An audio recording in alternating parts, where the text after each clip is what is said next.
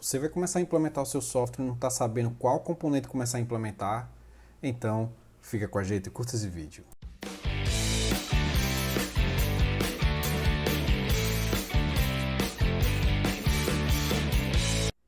Fala pessoal, hoje iniciamos a série de vídeos sobre implementação de software.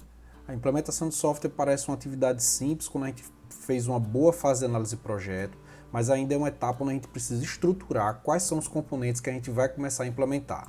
Esses componentes precisam ser implementados de acordo com alguns padrões. Então, por exemplo, qual é o padrão de identificadores que eu vou usar na hora que eu for criar um atributo ou que eu for criar o nome da minha classe. Também precisa estar bem claro como é que eu vou organizar os projetos que vão compor o meu sistema. Então, será que eu vou ter um único projeto? Será que eu vou ter vários projetos? Se eles vão ter pacotes? Como as classes vão estar organizadas dentro desses pacotes? Então, essas decisões vão afetar diretamente a construção da build do sistema, que vai ser realizada toda vez que eu quero gerar uma nova versão do código que está sendo desenvolvida. Então no vídeo de hoje vamos discutir um pouco sobre a implementação de software, seguindo o RUP, que a gente vem seguindo aí como base ao longo dos vídeos para discutir boas práticas de desenvolvimento de software. E vamos dar uma introdução aí sobre as principais tarefas sugeridas pelo RUP, que vamos discutir aí nos próximos vídeos. Então vamos lá. Então, seguindo o fluxo do RUP que a gente vem discutindo aí ao longo dos vídeos durante o canal, então a gente vai entrar agora na fase de implementação. Esse é o primeiro vídeo da série que a gente também vai estar organizando aí através de uma playlist.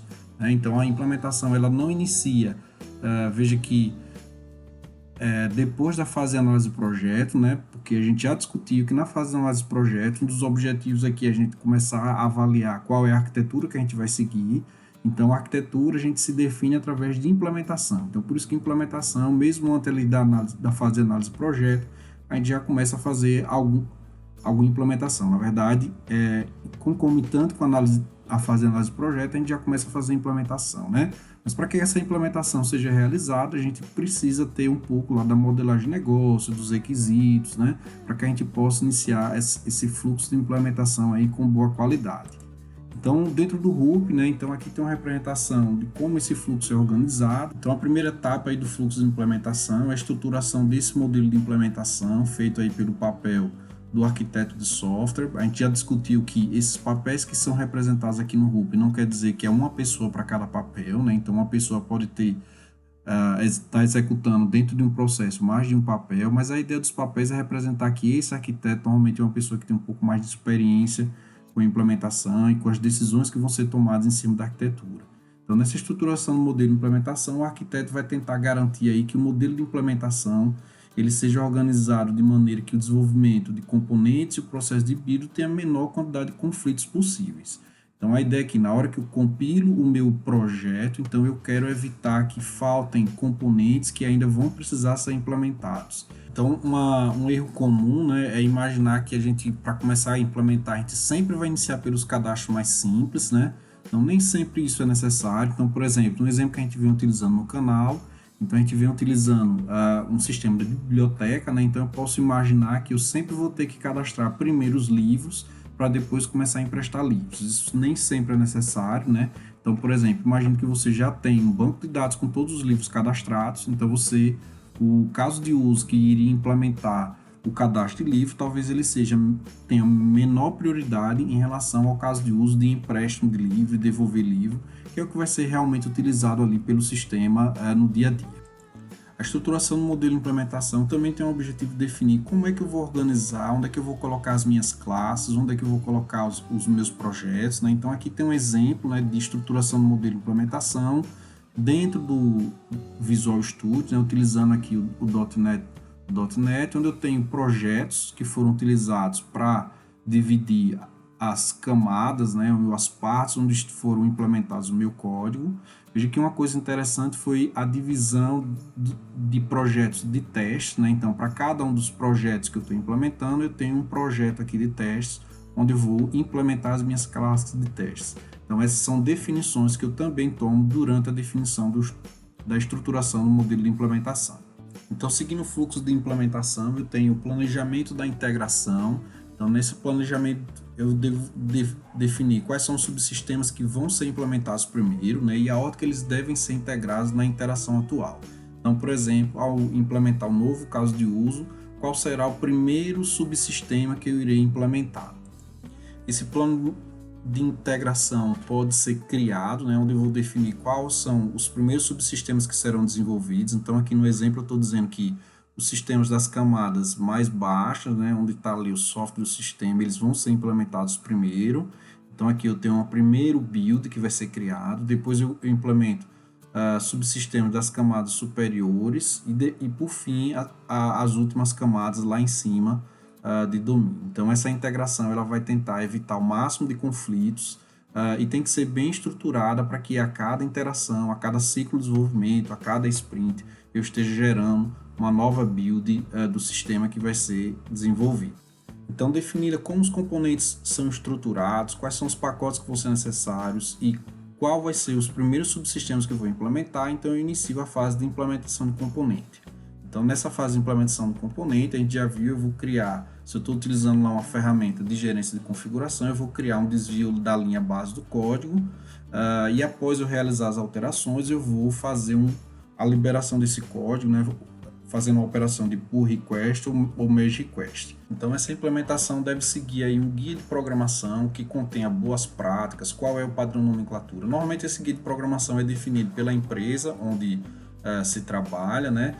Ou então em comum acordo com a equipe, né? Então, por exemplo, qual devem ser os métodos que devem ser comentados, qual deve ser o padrão de nomenclatura para os atributos que vão ser criados, para as tabelas que vão ser desenvolvidas, precisar serem criadas no banco. Então, tudo isso são definições que precisam estar bem claras para quem vai começar a implementar o código. Lembrando que a gente implementa o código sempre para que outros possam ler, né? Então, a gente não quer implementar um código que só eu entenda.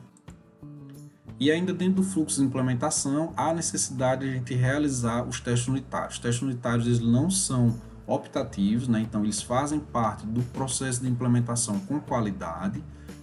A gente vai ter vídeos no canal explicando mais na frente como implementar cada um dos tipos de testes que podem ser realizados dentro de um sistema. O primeiro que a gente tem que começar a implementar são os testes unitários. Então, dentro do processo de desenvolvimento aqui, na medida que a gente codifica, a gente vai começar a implementar os testes unitários, mas a gente tem vários tipos de testes que podem ser implementados no sistema para garantir a qualidade aqui do produto que está sendo desenvolvido. Bons testes, eles vão encontrar defeitos, né? Então, o objetivo da correção de defeitos é localizar a falha. A partir da localização da falha, a gente vai executar os testes para definir o ponto onde ocorreu essa falha. É bem comum a gente estar utilizando o depurador de código, né? E a partir do momento que a gente encontra a falha e corrige, a gente pode adicionar novos casos de teste para que essa falha não se repita. É importante nesse processo de correção que a gente corrija o problema e não o sintoma, efetuando mudanças pequenas, uma de cada vez, né? Já que essa é uma atividade extremamente propensa a falhas. E após a correção, a gente colocar casos de teste, casos necessários, para a falha que foi corrigida não se repita. E dentro do fluxo de implementação, então hoje, principalmente com ferramentas que a gente já vem usando no desenvolvimento, como o GitHub, né, que se popularizou aí no desenvolvimento de código. Então hoje o processo de revisão ele se tornou mais simples, né, porque as ferramentas dão suporte para que uma boa revisão de código possa ser realizada. Então, dentro desse processo de revisão, então é comum que quem está responsável pela revisão imponha, estimule um estilo comum de codificação.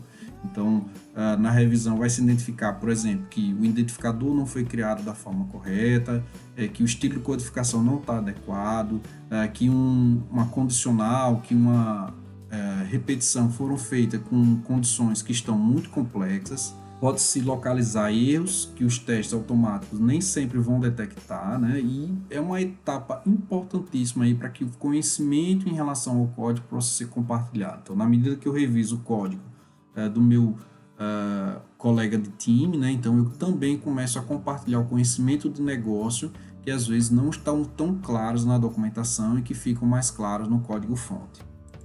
E finalizada a etapa de implementação, a gente vai estar aí integrando sistemas e subsistemas. Então essa integração é realizada aí de acordo com o plano de build. É recomendável sempre uma integração bottom-up, né? Então uma integração de baixo para cima, né? Então, porque você evita que uma grande necessidade de stubs, né? Então, depois que o build ele é aprovado nos diversos testes, então a gente pode estar marcando aí baselines, né? Pode estar marcando versões do código, né? Para que a gente possa ter marcos bem claros da evolução do projeto em desenvolvimento. Então, após o entendimento desse fluxo geral do processo de implementação do código, né, então agora a gente vai começar a detalhar nos próximos vídeos algumas dessas etapas, né? Então, por exemplo, como é que eu implemento um código com qualidade? Quais são as boas práticas que eu devo seguir?